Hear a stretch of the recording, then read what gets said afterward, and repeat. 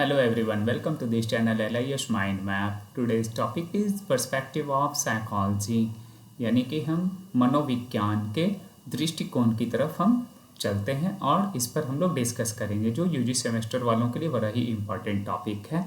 इस important topic से लगातार प्रश्न भी पूछे गए हैं और पूछे भी जाते रहेंगे।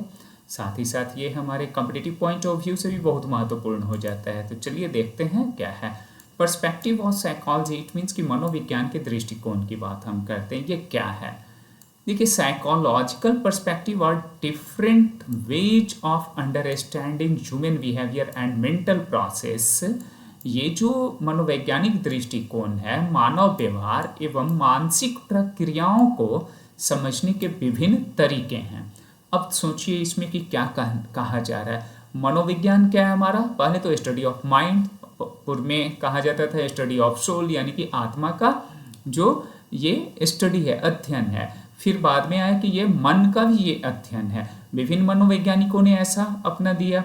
अलग अलग मनोवैज्ञानिकों का अलग अलग क्या था कि एक प्रिंसिपल और थ्योरी भी था और डेफिनेशन भी था। उसी डेफिनेशन को उन्होंने अपने तरीके से बताया। यहाँ पर अब बात आई कि इसके पर्सपेक्टिव दृष्टिकोण भी क्या क्या होंगे। तो दृष्टिकोण की बात अगर हम करें तो यहाँ पर है कि उस मनोविज्ञान में व्यवहार एवं मानसिक प्रक्रियाओं को समझने के विभिन्न तरीके।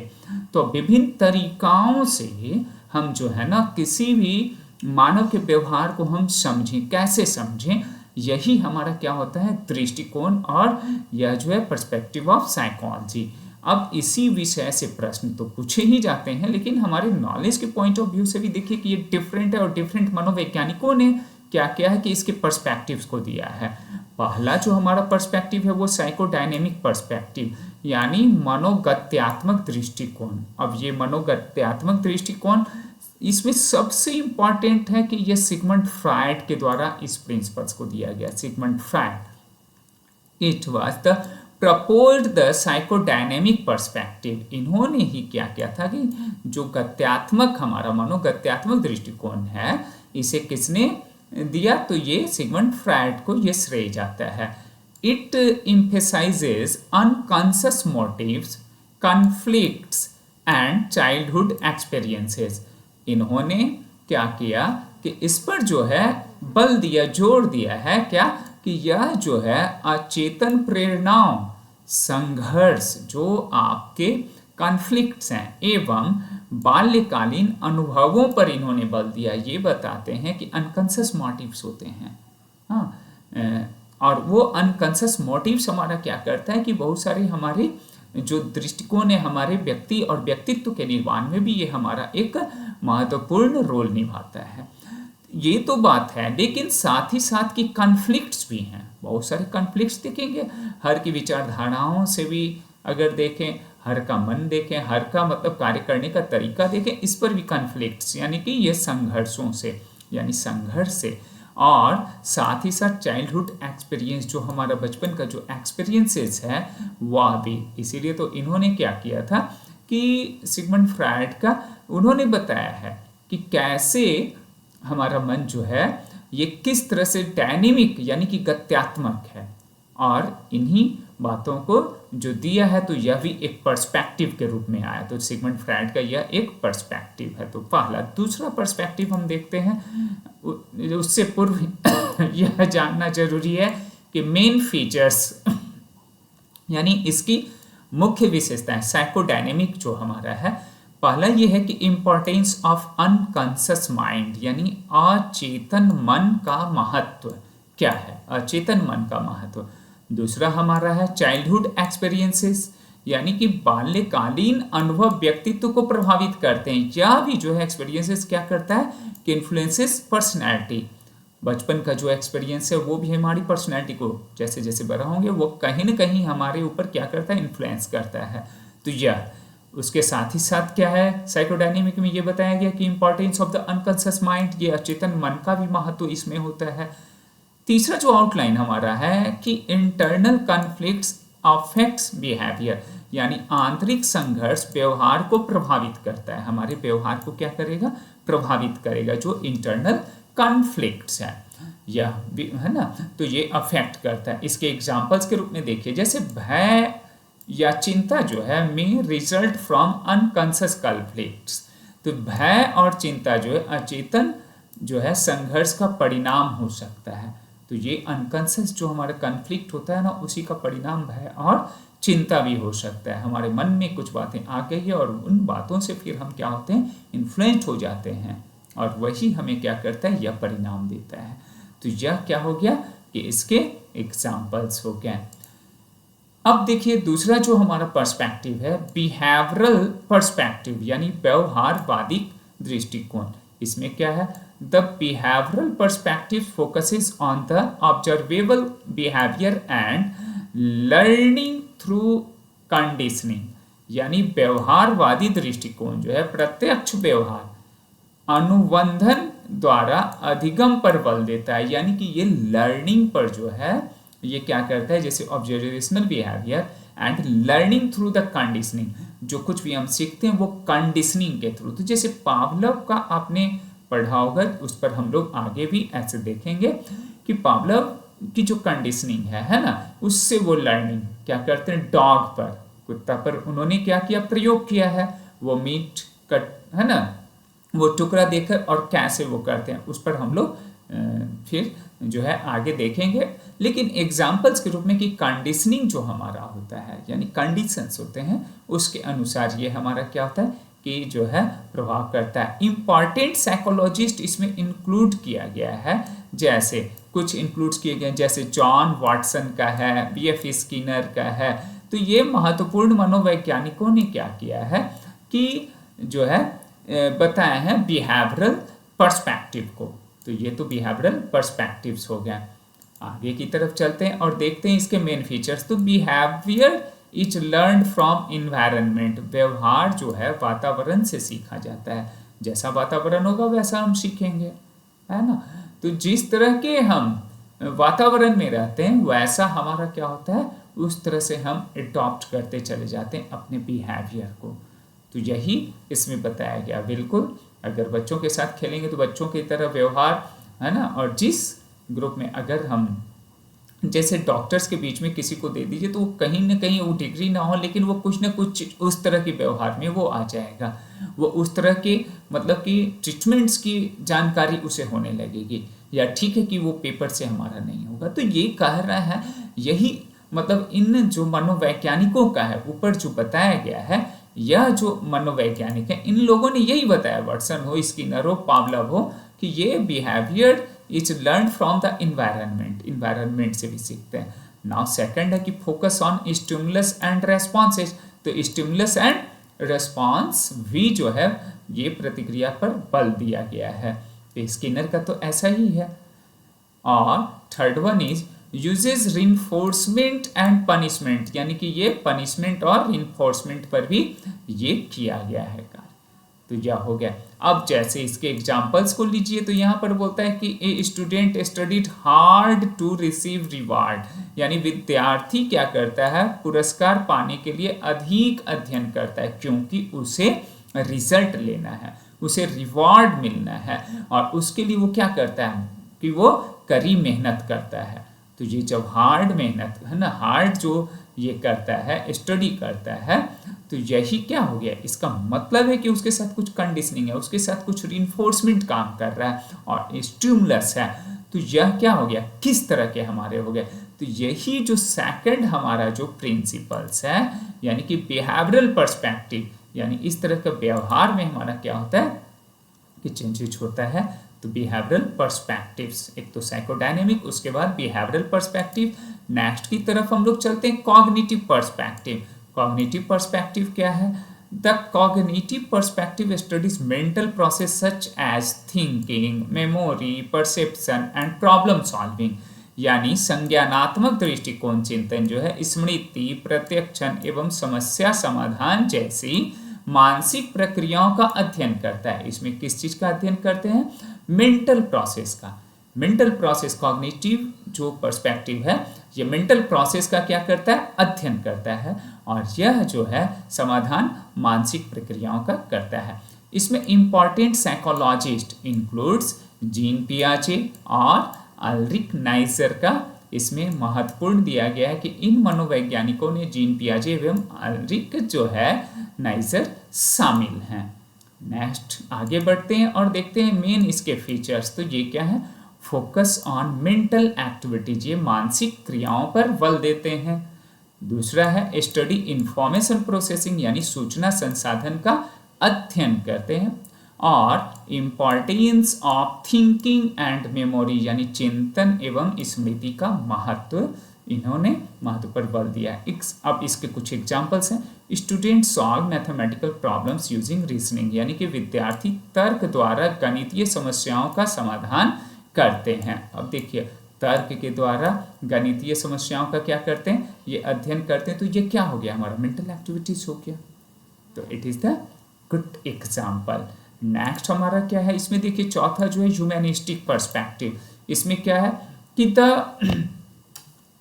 The humanistic perspective emphasizes free will, self growth and personal potential। अब ये देखिए यहाँ पर ये कहता है, इस जो ह्यूमैनिस्टिक मानवतावादी दृष्टिकोण है कि स्वतंत्र इच्छा, आत्मविकास एवं व्यक्तिगत क्षमता पर बल देता है। ये आत्मविकास हमारा है ना, और व्यक्तिगत हमारी जो एफिशिएंसी है, यानी कि हमारा पर्सनल जो पोटेंशियलिटी है, उस पर ये क्या करता है कि बल देता है। ह्यूमैनिस्टिक पर्सपेक्टिव में इम्पॉर्टेंट साइकोलॉजिस्ट इंक्लूड, इसमें जो है ह्यूमैनिस्टिक जो प्रिंसिपल्स को देने वाले, थ्योरी देने वाले हैं, वो उसमें किनका नाम आता है, तो कार्ल रोजर्स का नाम आता है, अब्राहम मास्लो का नाम आता है। यानी कि मास्लो की हायरार्की थ्योरीज को हम लोगों ने पढ़ा है, आगे भी और अच्छे ढंग से हम लोग देखेंगे। महत्वपूर्ण मनोवैज्ञानिकों में कार्ल रोजर और अब्राहम मास्लो तो शामिल हैं ही। अब देखिए इनके जो फीचर्स हैं, ये फोकस ऑन सेल्फ एक्चुअलाइजेशन, आत्म साक्षात्कार पर बल देते हैं। दूसरा है इम्पोर्टेंस ऑफ पर्सनल ग्रोथ, और तीसरा है positive view of human nature. तो यह इसके मेन फीचर्स हो गए। एग्जाम्पल्स की तरफ बढ़ते हैं। तो a person works to achieve personal goal and self development, व्यक्ति जो है व्यक्तिगत लक्ष्यों एवं आत्मविकास हेतु भी कार्य करता है। तो ये हमारा जो है इसका गुड एग्जाम्पल है। आगे जो आपका पांचवा है पॉजिटिव साइकोलॉजी पर्सपेक्टिव, सकारात्मक मनोविज्ञान। सकारात्मक मनोविज्ञान आप समझते हैं कि हमारा क्या होता है, जिसमें हमारी क्या होती है कि कुछ सुखी है ना, हैप्पीनेस, स्ट्रेंथ, है ना, ऑप्टिमिज्म एंड वेल बीइंग्स, ये सभी हमारे क्या है पॉजिटिव जो है साइकोलॉजी, जो सकारात्मक सोच को रखते हैं। और इसमें जो इम्पॉर्टेंट साइकोलॉजिस्ट का नाम आता है, जैसे मार्टिन सेलिग्मैन का एंड मिहाले जो है सीजन मिहाले भी। तो ये एक्चुअली में क्या है, इन लोगों का नाम जो है महत्वपूर्ण है। और सेलिग्मैन का तो कई बार रिपीट किया गया है, आपने क्वेश्चंस को देखा होगा, खासकर कॉम्पिटिटिव पॉइंट ऑफ व्यू से। तो यूजीसी नेट में भी ये काफ़ी प्रश्न पूछे गए हैं।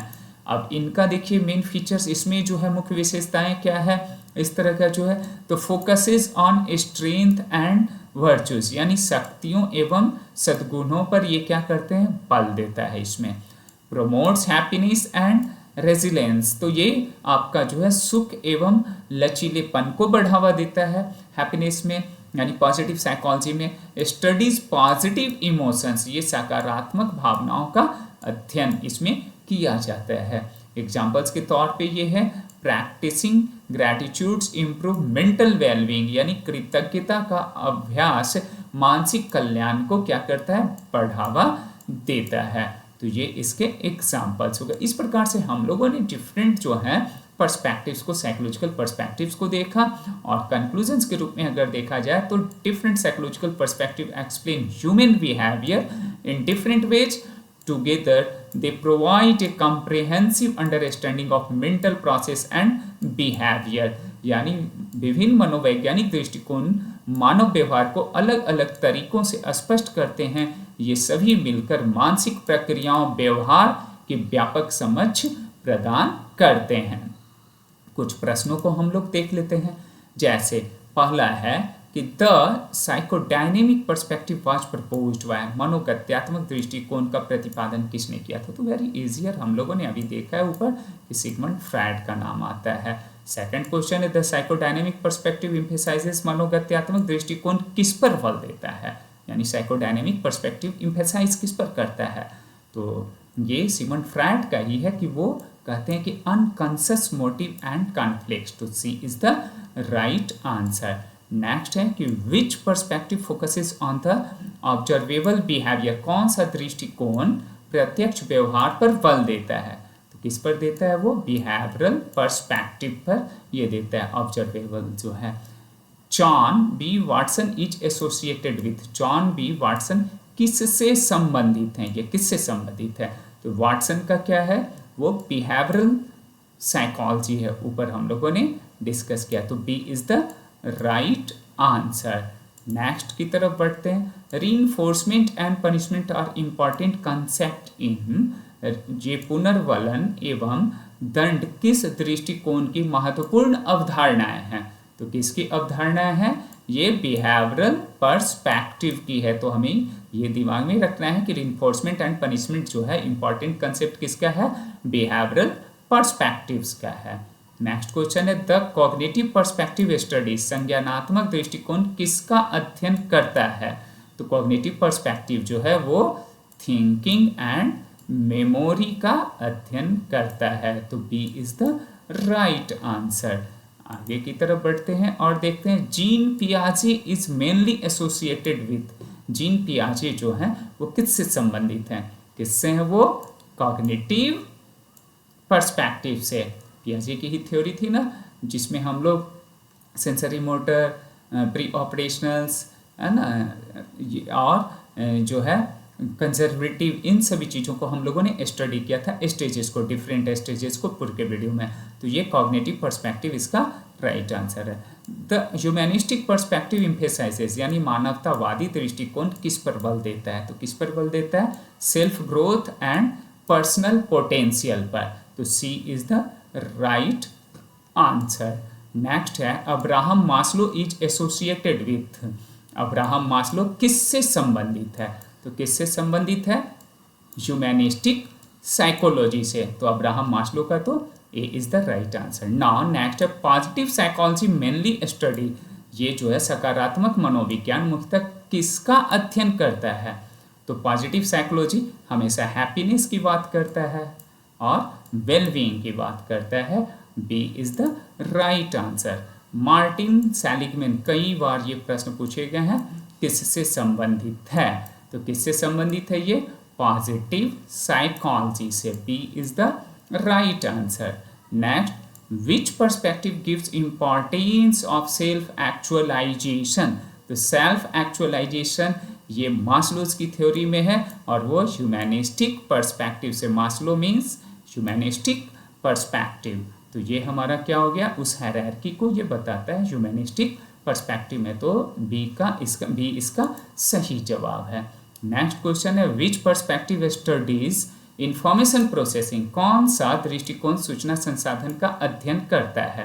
तो कौन सा करता है? Cognitive perspective. It is the right answer. And practising gratitude to improve happiness is related to, जब ये आप समझ सकते हैं कि सुख बढ़ाने के लिए कृतज्ञता का अभ्यास किससे होगा? तो पॉजिटिव साइकोलॉजी से ही होगा।